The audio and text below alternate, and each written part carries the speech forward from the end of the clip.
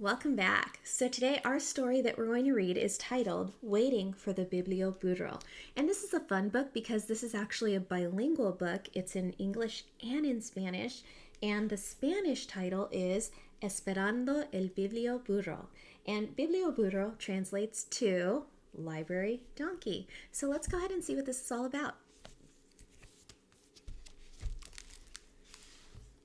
Waiting for the Biblioburro by Monica Brown, illustrations by John Parra.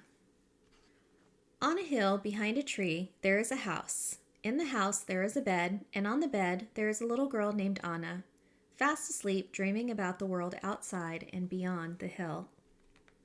When Anna wakes up to the rooster's "kee-kee-kee-kee," Papi is already at work on the farm, and Mommy is busy in the garden. Anna bathes her little brother and feeds the goats and collects the eggs to sell at the market. After breakfast, Anna and her mother walk down the hill. Anna closes her eyes against the sun and wishes she was back in the cool of the house with her libro, her book.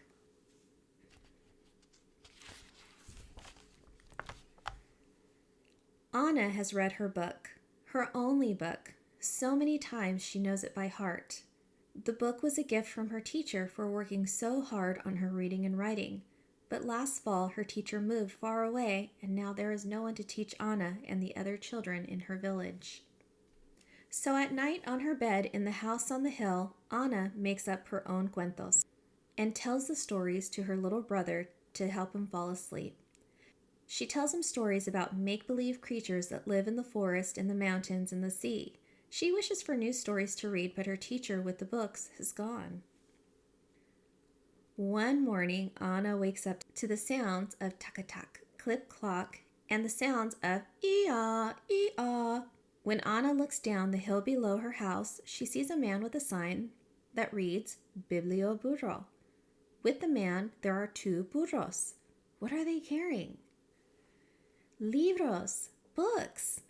Anna runs down the hill to the man with the sign and the burros and the books. The other children run to him too, skipping down hills and stomping through the fields. Who are you? Who are they? The children ask.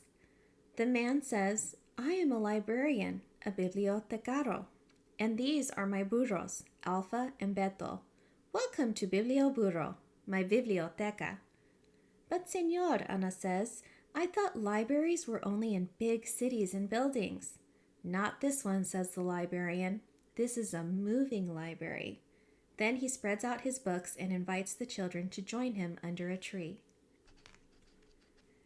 Once upon a time, the librarian began sharing a story from an elephant who swings from a spider's web. He reads books with beautiful pictures and then helps the little ones learn their abecedario. He sings A, B, C, D, E, F, G.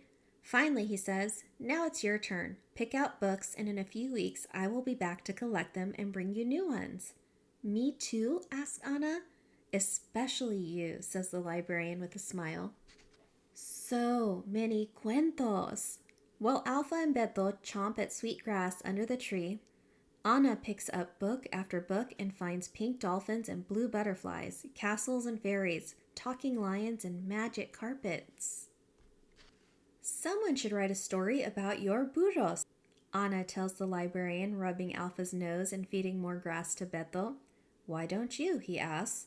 Then he packs up the books and is off. Enjoy, he calls to the children. I will be back. Anna runs up the hill to her house, hugging the books to her chest. She can't wait to share her books with her brother, and that night she reads until she can't keep her eyes open any longer. Each morning, Anna does her chores and reads and looks out her window. She listens for the sounds of Alpha and Beto, but weeks pass and the librarian doesn't return. When will he come back? Asks her mother, who smiles and says, Go read, Anna. When will he come back? She asks her mother, who smiles and says, Go draw, Anna. When will he come back? She asks her mother, who smiles and says, Go write, Anna. When will he come back? She asks her mother, who finally says, Go to bed, Anna.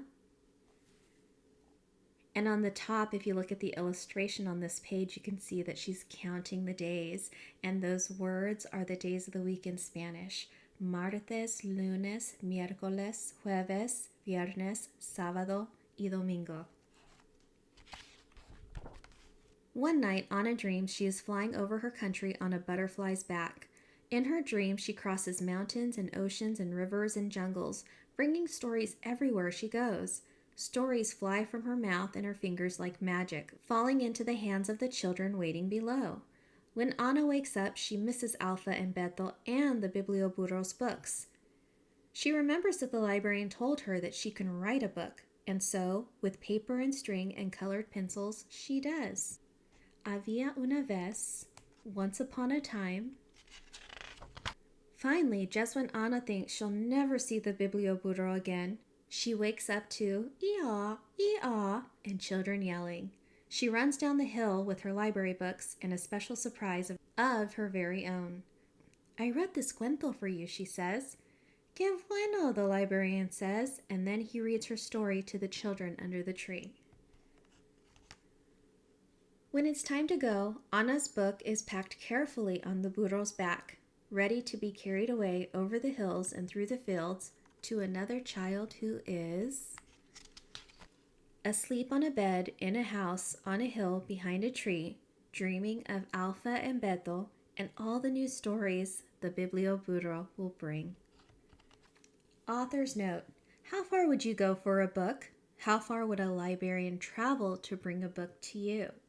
Around the world, there are many librarians and libraries that travel long distances, just like the Biblioburro.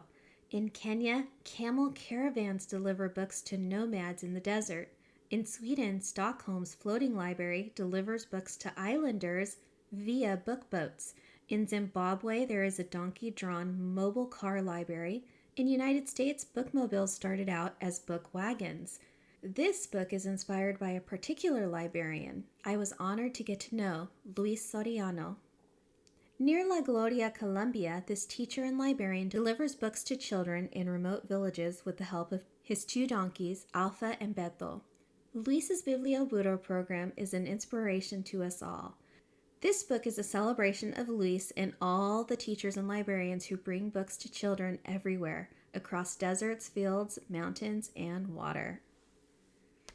And that is the end. So I love this story because it's told from Anna's perspective, because she is a child that's waiting for the Biblioburro to come and see her.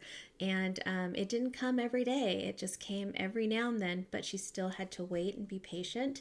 And when he got there, she was very excited. So people in countries like Colombia that live in remote villages, they don't have the luxury of going to a library like a lot of kids in the United States do.